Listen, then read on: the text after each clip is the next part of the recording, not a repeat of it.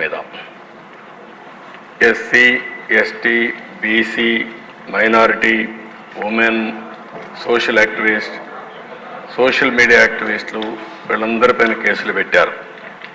అవన్నీ కూడా ఏవైతే రాజకీయ ప్రేరేపిత కేసులన్నీ కూడా వాళ్ళ బాధ్యత వాళ్ళు చేసినప్పుడు వాళ్ళనే అక్యూజ్డ్గా చేసి కేసులు పెట్టడం అనేది చాలా దుర్మార్గమైన కార్యక్రమం. దాన్ని ఏం చేయాలనో రివ్యూ చేస్తాం. అమరావతి రైతులపైన కేసులు పెట్టారు, టీచర్స్ పైన సిపిఎస్ అడిగితే వాళ్ళపైన కేసులు పెట్టారు. ఇవదే మరిగా తెలుగుదేశం మిగిలిన అన్ని రాజకీయ పార్టీలు జనసేన బీజేపీ మిగిలిన రాజకీయ పార్టీ నాయకులపైన కార్యకర్తలపైన కేసులు పెట్టారు. ఇవన్నీ కూడా సమీక్ష చేద్దాం.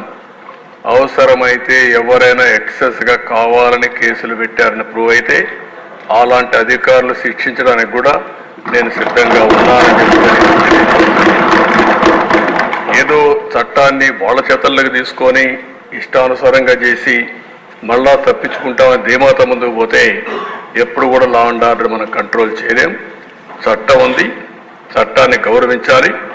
అధికారులు కానీ సామాన్య ప్రజానికం కానీ ప్రభుత్వాలు కానీ చట్టాన్ని గౌరవించినప్పుడే దానివల్ల లా అండ్ ఆర్డర్ మెయింటైన్ అవుతుంది.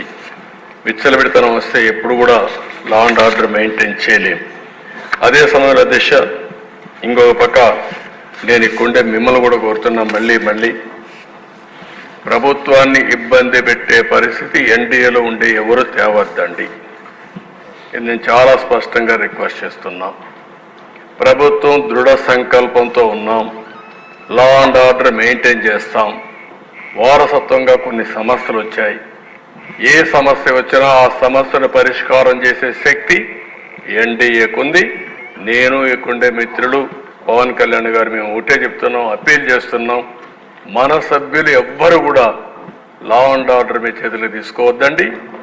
మీకు ఏదున్నా చెప్పండి.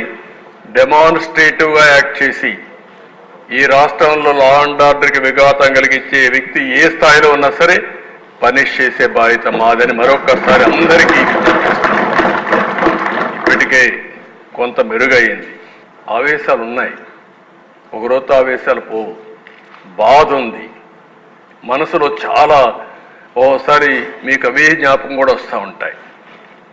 ఎందుకంటే మీకు జరిగిన అన్యాయం తలుచుకుంటారు. మీ కింద నుండే కార్యకర్తలు వచ్చి వాళ్ళు కూడా బాధపడతారు. నాకు ప్రాణ సమానమైనటువంటి కార్యకర్తలు పోగొట్టుకున్నాను నేను. అందుకనే మీరు చూసి చంద్రయ్య కేసులో నేనే పాడి మోసాను. నేను మర్చిపోగలుగుతాను ఆ సంఘటన, నా జీవితంలో మర్చిపోలేను. ఎందుకు అతను చేసినటువంటి త్యాగం అది. అలాంటి వాళ్ళందరూ ఉన్నారు, వాళ్ళు మన ముందర కనపడిస్తూ ఉంటారు. కానీ మనకు ఒక బాధ్యత కూడా ఉంది. ప్రజలు మనకిచ్చింది కక్ష తీర్చుకోమని అధికారం ఇవ్వలేదు, తప్పులు చేసిన వాళ్ళని క్షమించమని కూడా ఇవ్వలేదు. అది కూడా అసమర్థం అవుతుంది. ఆ విషయం కూడా మీరు గుర్తుపెట్టుకోవాలి.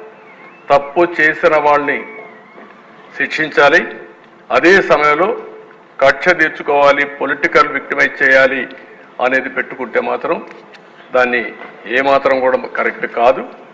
మనం అధికారం ఇచ్చింది చట్టాన్ని గౌరవించడానికి, రాష్ట్ర ప్రజలకు మెరుగు చేయడానికి ఇచ్చారు. ఈ ప్రాసెస్లో కొంతమంది సఫర్ అయ్యాం.